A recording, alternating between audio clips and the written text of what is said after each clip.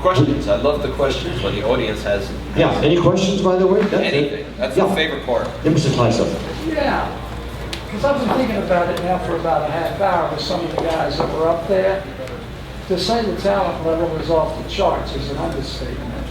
But what I'm curious is, do they also get into the nuts and bolts of the graphic design of the games, or the special effects that go into the games that people are always seeing you play?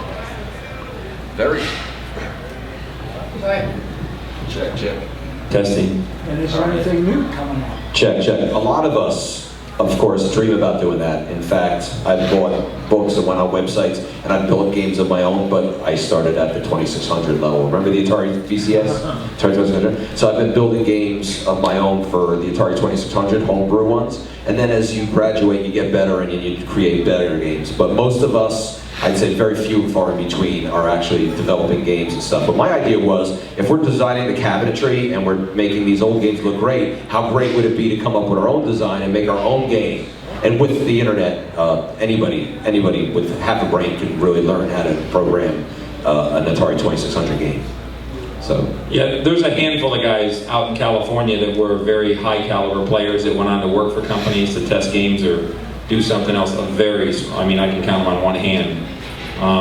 And then again, there's players, as Richie say, who get into the graphic arts, the cabinets, the restoration. We've talked about creating our own brand name cabinets that just look that much better. Like Mick Simmons did with the Minecraft game. What is going on with the Minecraft game, by the way? A lot of people have been asking me. I'm not sure. Faithy likes that game. Is that the one that Faithy likes? Yes, yes, it's the one that all the kids like.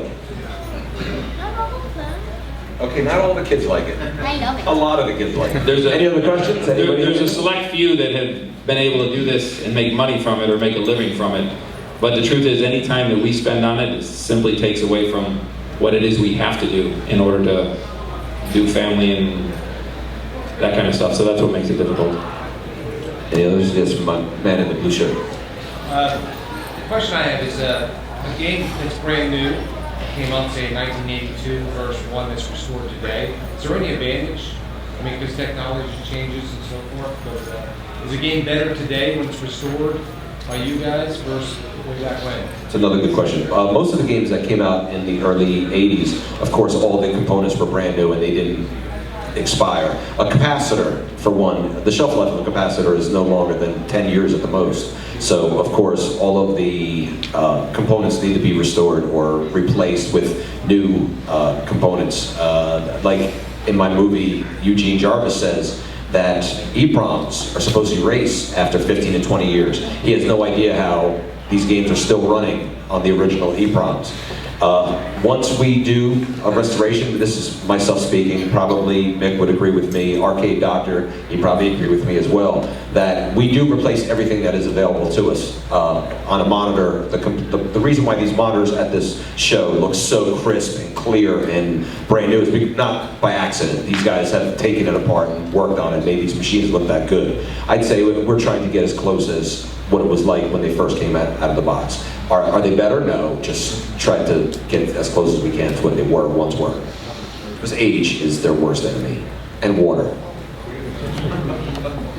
Anybody else? Tony. Tony. Do you have an end game for the cards? Is there a flight path for the cards? Are they going to end on a certain number? Or are you just randomly sprinting ahead with it? Well, you've noticed that the content of the cards jumps all over the map. There'll be people who created things, people who started things, high score champions, all sorts of different wide-ranging ways that people have contributed to the collective culture, the collective community. So I see it as being an amazing vista of opportunity. In fact, I could see us doing 10,000 more cards without even running out of material worthy of being on cards. Because there's so many incredibly unknown, important stories that are hidden out there that are worth telling on the cards. Because I view the cards in this, I view it as being what's the expression for it? I'm not too tired tonight. But essentially, we're studying popular culture. And there's different kinds of historians out there who are called oral historians, who will go around and with their tape recorder get someone's story as the person tells their personal memoirs about how they had participated in some historical context. But their story was not known to the common history books of the historians. But by them telling their behind-the-scenes story, we learn about some little bit of history that otherwise would not have been known. So oral historians do that by getting people to tell their personal memoirs. And then, of course, photographers will go out and catch snippets with their cameras. And you'll see those in Life magazine or something else in special books that'll get published, and you'll see them on the newsstand. I like to view the cards in the same way, that we're capturing little tidbits of history that otherwise would not be known for future people who study history.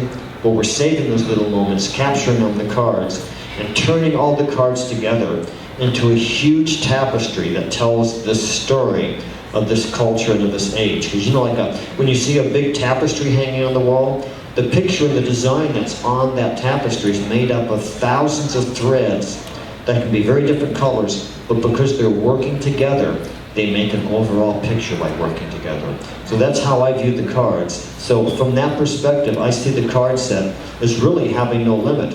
It's going to end when suddenly someone no longer wants to carry it forward, because after some time I'll be doing something else. And there'll have to be another group of people carrying the cards forward, capturing more stories, documenting more incredible things, commemorating other very significant events or people or incidents, what have you. So the cards have, as far as I can tell, no end. So maybe, like you see, we're doing Superstars of 2014 and 15, 16. So maybe someday you'll see the Superstars of 2085 or something. Who knows? But there's no end, because there's always going to be a further bit of history that can be captured on a trading card.